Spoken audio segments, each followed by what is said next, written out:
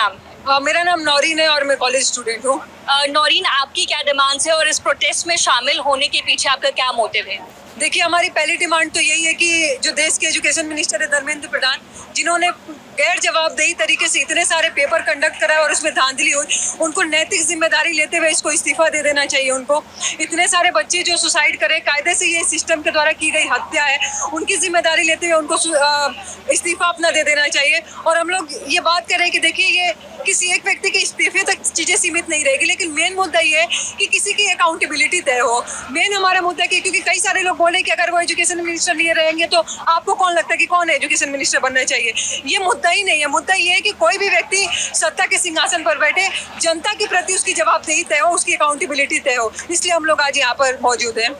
और स्टूडेंट, मैं आपसे जानना चाहती हूँ, जब इस तरह के एग्जाम लीक की खबरें आप देखते हैं, जाहिर सी बात है आप भी तैयारी कर ही रही होंगी किसी ना किसी एग्जाम की। एग्जाम लीक की जब आप खबरें देखते हैं, नौकरियों को लेकर जो अपडेट्स आते हैं उसकी खबरें देखते हैं, तो बतौर स्टूडेंट किस तरह का मेंटल प्रेशर जो है आप लोगों को बनता है? बिल्कुल मेंटल प्रेशर बनता है, जो घर से प्रेशर बनता है कि लोगों मतलब घर वालों को यही लगता है कि इतने साल आपने तैयारी कर ली, लेकिन ये लगातार जो परीक्षाओं में धांधली हो रही है, तो कोई नहीं, अब आप घर आ जाइए। क्योंकि एक दिल्ली में रह के तैयारी करना अपने आप में बहुत महंगी चीज़ है। जिसके पास ठीक ठाक पैसा है वही दिल्ली में ये चीज़ अफोर्ड कर सकता है। दूसरी चीज़ कि आप साल भर परीक्षाओं की तैयारी करते हैं, एग्जाम्स के सेंटर इतने दूर दूर दिए जाते हैं, फिर आप पहुंचते आपको पता चलता है कि परीक्षा कैंसिल हो गई या उसमें धांधली हो गई, उसके बाद फिर दोबारा परीक्षाएं होती हैं। मतलब जिस तरीके से स्टूडेंट को ये एक तरीके से मेंटली हैरेस करना है। और बहुत सारे बच्चे, हमारे खुद के बहुत सारे दोस्त ऐसे जो इसकी वजह से डिप्रेशन में है, वो अभी भी मतलब अपनी मेडिकली ट्रीटमेंट करा रहे हैं इस चीज़ को लेकर, क्योंकि वो 3-4 साल से ड्रॉप आउट करके तैयारी कर रहे थे। युवा क्या सोच रहा है भारत का? क्या युवा को लग रहा है कि उसका भविष्य सिक्योर है, उसको जॉब्स मिल पाएंगी भारत में इस वक्त? देखिए, इस वक्त जो स्थिति है हमारे देश की, उसमें लोगों को नौकरी मिलना बहुत दूभर हो चुका है।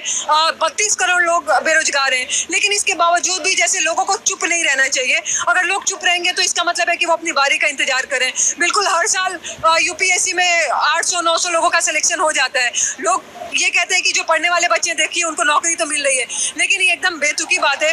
800-900 लोगों को रोजगार मिल जाने से देश के करोड़ों लोगों की बेरोजगारी दूर नहीं हो जाएगी। तो बिल्कुल लोगों को बोलना पड़ेगा, खड़े होना पड़ेगा, तब जाके ये चीजें सुधर सकती हैं। सीजेपी को लेकर कितना ऑप्टिमिस्टिक है आप? आपको लगता है कि सीजेपी स्टूडेंट्स के जो मुद्दे हैं उनको अच्छे से उठा पाएगी, बेहतर तरीके से सामने रख पाएगी?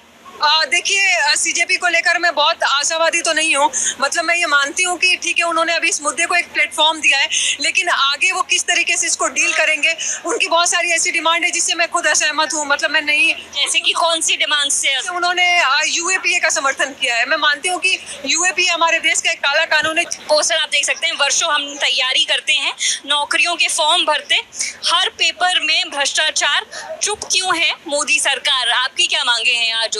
सबसे पहली मांग तो यही है कि धर्मेंद्र प्रधान जो हमारे एजुकेशन मिनिस्टर है वो रिज़ाइन करें, क्योंकि हम देख रहे हैं जितने सालों से पिछले 10 साल का ही अगर हम आंकड़ा ले लें तो 80 से ज़्यादा पेपर लीक हो गए हैं। और इसका साफ सीधा ये मतलब है कि लाखों की संख्या में जो स्टूडेंट्स हैं उनका भविष्य बर्बाद हो चुका है।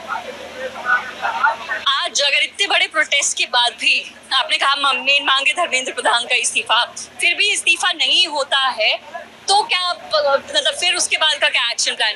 इसके बाद भी इससे बड़ी संख्या में प्रदर्शन होने चाहिए।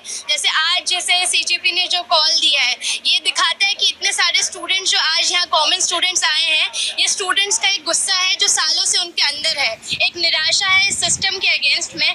जितने भी पेपर लीक से लेके धांधलियाँ, हम पिछले 1 महीने का ही देख लें अगर आंकड़ा, पहले नीट में हुआ, फिर सीबीएसई का हमने देखा, अभी हमने देखा एसएससी जेडी का जो एग्जाम था उसमें निकल के आ गया। तो लाखों के स्टूडेंट्स का आज भविष्य बर्बाद है। ना सिर्फ भविष्य बर्बाद है, हम ये भी देख सकते हैं कि कितने सारे अभी पिछले दिनों में 6 सुसाइड की हमें खबर आ चुकी है।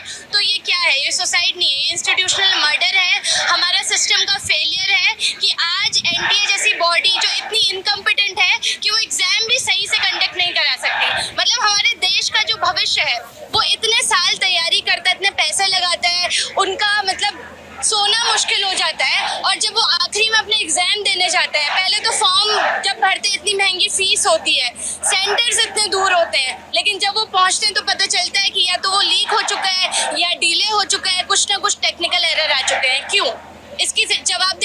है। आप सीजेपी को लेकर कितना ऑप्टिमिस्टिक है? आपको लगता है कि सीजेपी आवाज उठा पाएगी स्टूडेंट्स की? देखिए, देखते हैं, अभी इन्होंने आवाज़ तो उठाई है, इसीलिए हम यहाँ आए भी हैं। अभी कुछ कहा नहीं जा सकता है कि आगे चलकर क्या करेंगे। जैसे आज जो इन्होंने स्टूडेंट्स का मुद्दा उठाया है, हम उस मांग से सहमति रखते हैं कि धर्मेंद्र प्रधान का इस्तीफा होना चाहिए और एक ट्रांसपेरेंसी होनी चाहिए। हम इन मांगों का आगे अगर और मांगे सीजेपी करती है, क्या उनका समर्थन करेंगे आप? वो डिपेंड करता है कि वो मांगे क्या होंगी।